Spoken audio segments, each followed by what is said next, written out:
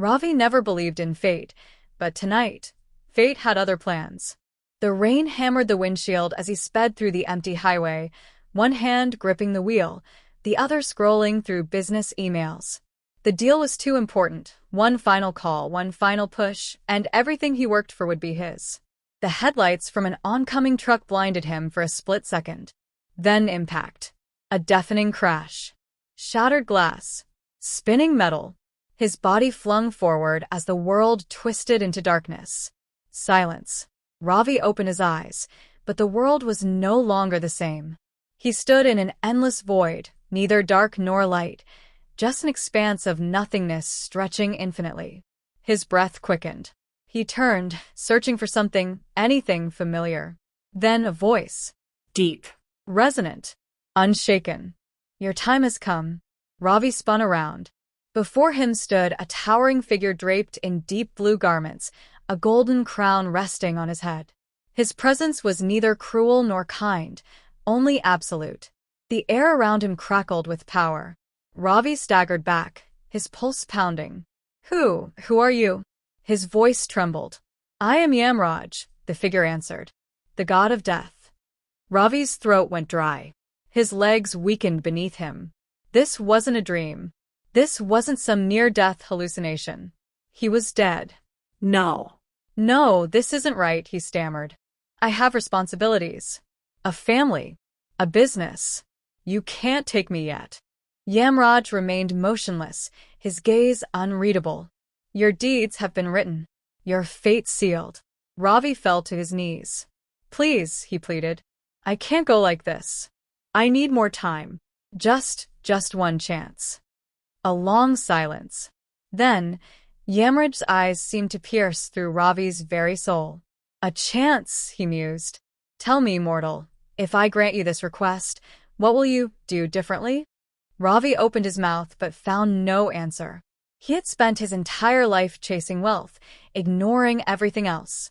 His wife's tired eyes, his son's disappointed stares, the friendships he abandoned, all pushed aside in pursuit of something greater. And now, at the moment of reckoning, what did it all mean? Yamraj raised a hand, and suddenly, the void around them shifted. Shadows swirled like ink in water, forming a shape, a doorway, pulsating with energy. You cannot undo the past, Yamraj said, but you can see it, understand it, and face the truth of your existence. The doorway widened, revealing glimpses of familiar places, his childhood home, his old office, the streets he once walked without a second thought. This is your test, Yamraj continued. Step through and see what you have become. Ravi hesitated. His hands trembled, but deep inside, he knew there was no other way. Taking a deep breath, he stepped forward. The moment his foot crossed the threshold, the world around him dissolved into blinding light. The light faded, and Ravi found himself standing in a small, dimly lit office. The air smelled of old paper and coffee stains. He recognized the desk immediately, his first job, years ago. A younger version of himself sat across from his best friend, Arjun.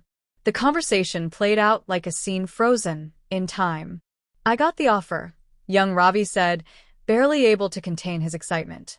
It's everything we planned for, but there's a catch. Arjun smiled. What's the catch?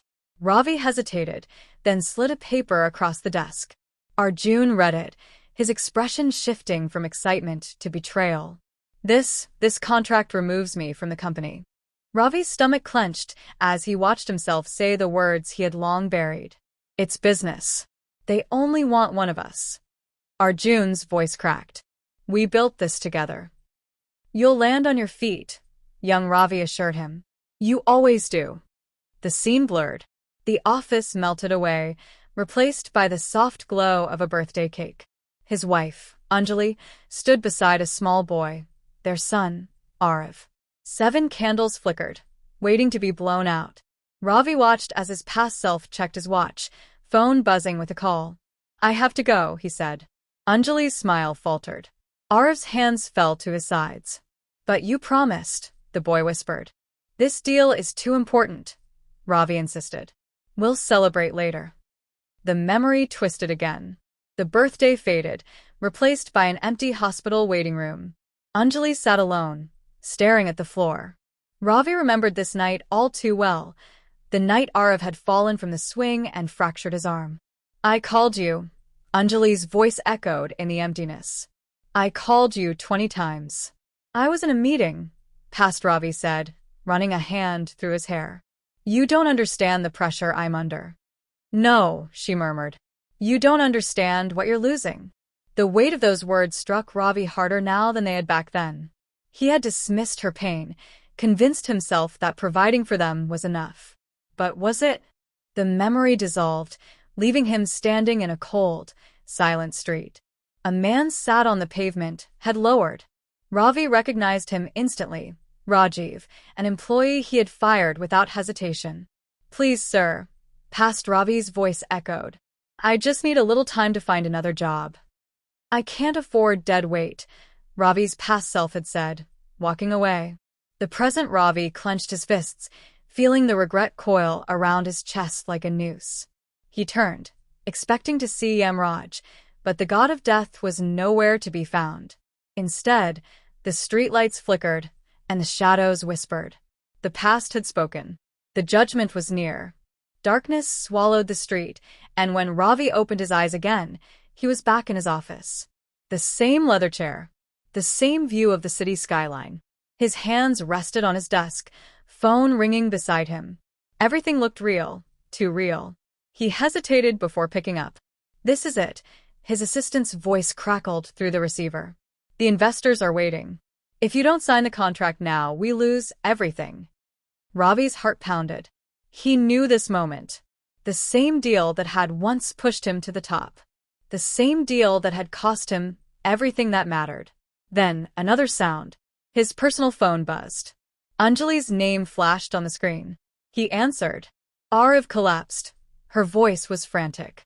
"I'm taking him to the hospital. Please come." A cold chill ran through his spine. The same choice. The same test. His assistant spoke again. "Sir, the investors need an answer. Now." Ravi's grip tightened around the phone. He could feel the weight of Yamraj's presence, even if the god of death wasn't visible. This was the test, the final moment that would define him. His past self had chosen wrong. Would he make the same mistake again? He rose from his chair, leaving the contract unsigned. "Cancel the meeting," he said.